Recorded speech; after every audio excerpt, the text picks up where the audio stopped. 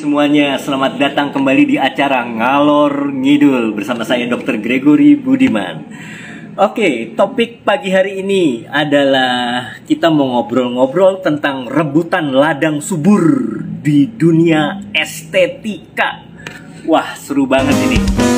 Tampil cantik, percaya diri dengan Kate Beauty. Jadi estetika itu istilah artinya kecantikan, ya. Jadi sebenarnya pemilik utama dari dunia estetika itu adalah beautician atau esthetician, begitu, ya. Nah, bukan dokter.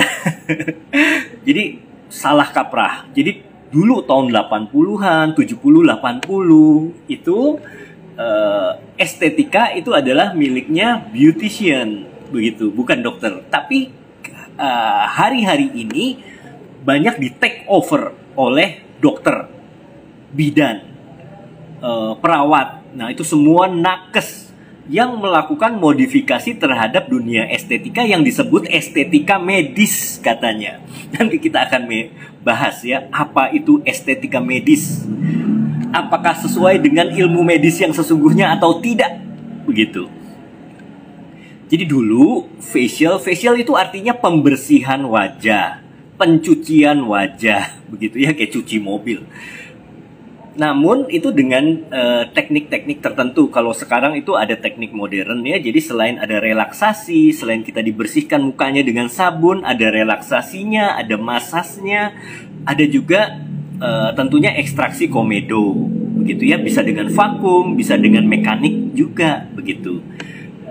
Nah, setelah itu ada penambahan aplikasi serum, ya, kemudian pemberian masker seperti itu dengan alat-alat yang modern, begitu. Tapi intinya cuma satu, membersihkan wajah, dan itu adalah ranah dari esthetician atau ranah dari beautician, bukan dokter. Jadi kalau ada dokter yang melakukan facial itu malu-maluin, begitu ya, merendahkan martabat dokter. Oke. Jadi facial itu milik salon, kurikulumnya ada di salon, begitu ya. Itu merupakan maintenance, tindakan perawatan wajah sehari-hari. Nah, contohnya dulu tuh skincare itu zaman saya dulu tahun 80 yang terkenal tuh ada pembersih namanya Viva. Saya sebut aja mereknya Viva. Begitu ya, ada pembersih, ada sabun, ada toner, ada milk cleanser. Masih inget nggak? Kalau yang angkatan saya. Ada Vaseline juga pelembab, begitu. Itu semua over the counter dan semua itu masuk dalam kategori skincare. Gitu. Jadi skincare itu perawatan kulit sehari-hari, itu bukan milik dokter. Ya.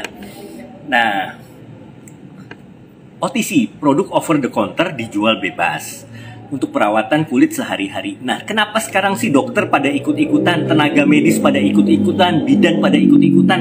Karena memang itu cuannya besar, menarik sekali.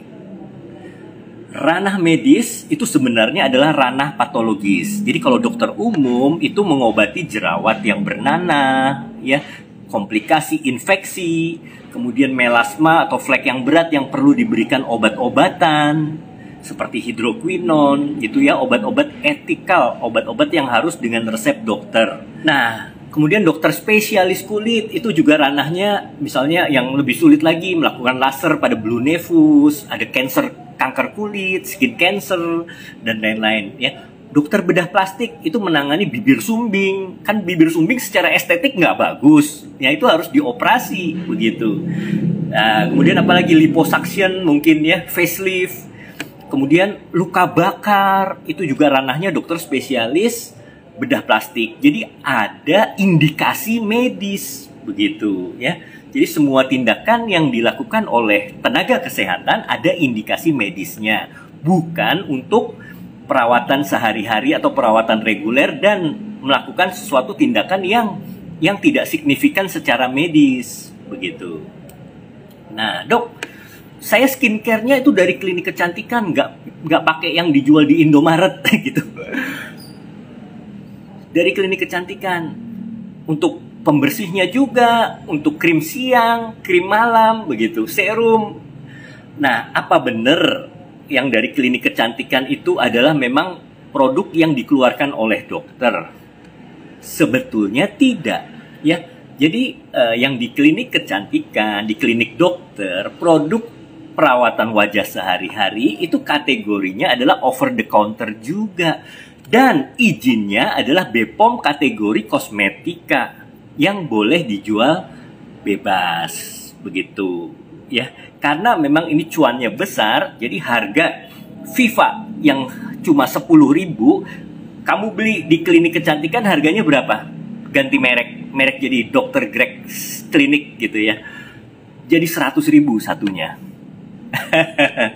Dari yang 10.000 jadi 100.000. Karena ada nilai added value. Kamu belinya di klinik gue, klinik Dr. Greg ya. Jadi pembersih khusus dari yang mengeluarkan Dr. Greg. Harganya 100.000. Padahal sama aja nggak sama yang 10.000 di Indomaret. Sama begitu. Sama-sama izinnya kategori BPOM. BPOM kategori kosmetik. Jadi produk over the counter. Dibuat seolah-olah eksklusif produk dokter. Padahal itu produk skincare yang sama seperti zaman dulu, sama seperti Viva, sama seperti Vaseline begitu. Jelas ya, hanya kemasannya dirubah, mungkin dibuat lebih luxe gitu. Dan tentunya pakai nama klinik saya begitu. Get Beauty juga sama. Jadi Get Beauty sebetulnya produk BPOM kategori kosmetik. Kalau Anda berobat ke saya dan Anda ada masalah jerawat dengan infeksi, itu saya berikan produk bukan Get Beauty, produk obat apotik ya. Jadi saya nggak bisa mengeluarkan produk obat, nggak bisa secara individu mengeluarkan produk obat, itu nggak bisa, itu harus perusahaan farmasi begitu. Jelas ya?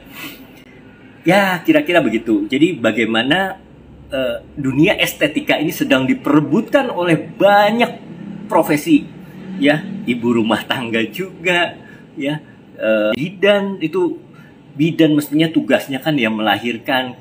Mungkin kalau di desa yang membantu proses persalinan, melakukan antenatal care, tapi males gua katanya, mending buka kecantikan aja, facial ya, jual produk. Dan banyak bidan yang melakukan suntik-suntik whitening. Nah itu pelanggaran berat.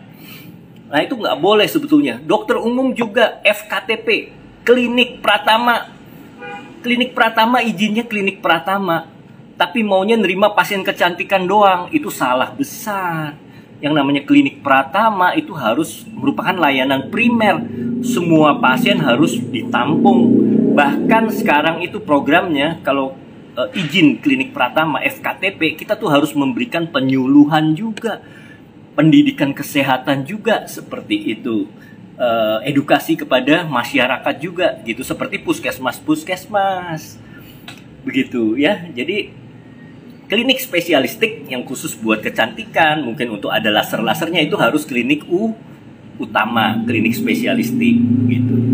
Tapi kalau izinnya klinik Pratama, itu kita harus melayani pasien diare mencret, pasien batuk pilek begitu. Masa mau nerima yang cantik-cantik doang? Nggak boleh begitu ya. Saya satu lagi nih supaya seimbang. Kaum awam, bidan, perawat itu nggak boleh main suntik-suntikan, nggak boleh main botox, filler, itu nggak boleh.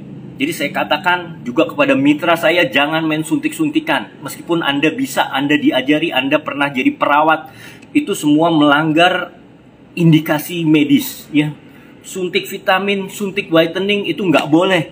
Barangnya semua ilegal. Dan orang sehat dengan tujuan cantik nggak boleh diinfus. Dengan tujuan menjaga imun nggak boleh juga disuntik. Begitu ya. Untuk menjaga imun cukup suplemen per oral. Jangan main suntik-suntikan. Suntik-suntikan dan infus itu hanya diindikasikan bagi pasien sakit berat yang tidak bisa diberikan obat secara per oral. Begitu. Ya, saya rasa cukup sekian ngalor ngidul hari ini. Semoga kita semua mendapatkan pencerahan bagaimana dunia estetika itu merupakan dunia yang lahan yang subur, gitu ya. Orang awam boleh nggak bikin kosmetik, misalnya namanya Mila, gitu ya. Ibu rumah tangga bikin produk kosmetik boleh. Yang namanya produk kosmetik itu adalah OTC, over the counter. Asal Anda jangan pakai produk-produk obat yang ada hidroquinone, steroid, itu nggak boleh. Mau maklon boleh, silahkan maklon, datanglah ke pabrik kosmetik. Saya punya duit nih, saya mau maklon bikin merek Mila misalnya gitu ya. Boleh saja.